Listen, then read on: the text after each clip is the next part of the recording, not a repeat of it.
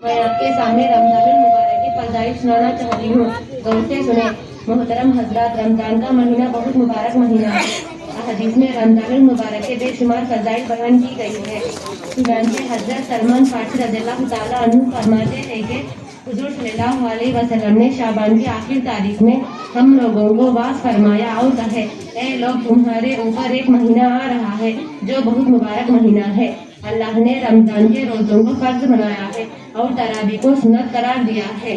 حاضرین مجلس، اس سے معلوم ہوا کہ رمضان کی خاص عبادتیں دو ہیں۔ نمبر 1 روزہ، نمبر 2 تراویح۔ ہر مسلمان مرد اور ہر مسلمان عورت کو چاہیے کہ وہ رمضان کا روزہ اہتمام رکھے، ہرگز روزہ نہ چھوڑے۔ اسی طرح پورے رمضان پابندی سے روزانہ 20 رکعت تراویح پابندی سے پڑھے، سستی اور کاہلی کے وجہ سے تراویح نہ چھوڑے۔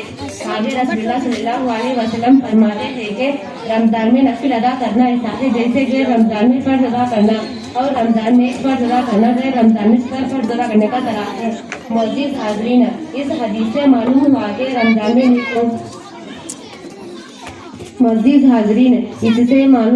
رمضان میں نیکیوں کے ثواب کو بڑھا دیا جاتا ہے، ایک کا ثواب اشتر کر دیا جاتا ہے۔ اس لیے ہر مسلمان کو چاہیے کہ وہ رمضان کے مہینے میں خوب نیکی کے کام کرے، کوئی نیکی کو سنت یا نفل سمجھ کر نہ چھوڑے۔ اللہ نے رمضان کے مہینے کو 3 حصوں میں تقسیم کیا ہے۔ پہلا حصہ یعنی شروع کے 10 دن کو رحمت کا بنایا ہے، دوسرا حصہ یعنی 11 سے 20 دن کے 10 دن کو مغفرت کا بنایا ہے، تیسرا حصہ یعنی آخر کے 10 دن کو دوزخ سے آزاد یعنی دوزخ کے آگ سے چھٹکارے کا بنایا ہے۔ ایک ایمان والے کو یہ تینوں چیزیں اللہ کی رحمت، گناہوں سے مغفرت، دوزخ سے آگ سے چھٹکارا ضروری ہے۔ یہ تینوں چیزیں پورے رمضان عبادت میں گزارنے سے ملتی ہے۔ اس لیے یہ پکا ارادہ کرتے ہیں کہ یہ رمضان ہم سب روزہ، تراویح اور وغیرہ عبادتوں سے کریں گے۔ معزز حاضرین، اس امت کو رمضان کے بارے میں 5 چیزیں مخصوص طور پر دی گئی جو پچھلے امتوں کو نہیں دی گئی۔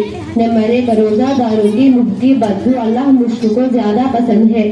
نمبر 2 روزہ داروں کے لیے ہر مخلوق مغفرت کی دعا کرتی رہتی ہے اور استغفار کرتے رہتے ہیں۔ نمبر 3 جنت کو ہر دن سجایا جاتا ہے۔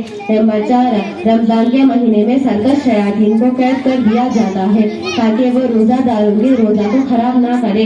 نمبر 5 رمضان کے آخر رات میں روزہ داروں کو مغفرت کر دی جاتی ہے۔ یہ تمام چیزیں صرف رمضان کی قدر کرنے اور رمضان کا روزہ اور تراویح پڑھنے والوں کے لیے ہے۔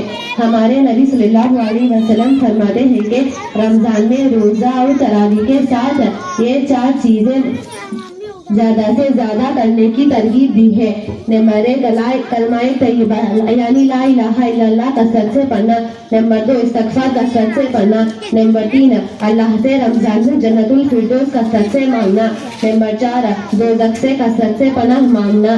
اللہ ہم سب کو یہ رمضان روزہ اور تراویح اور وغیرہ عبادتوں سے گزارنے کی توفیق عطا فرمائے، آمین۔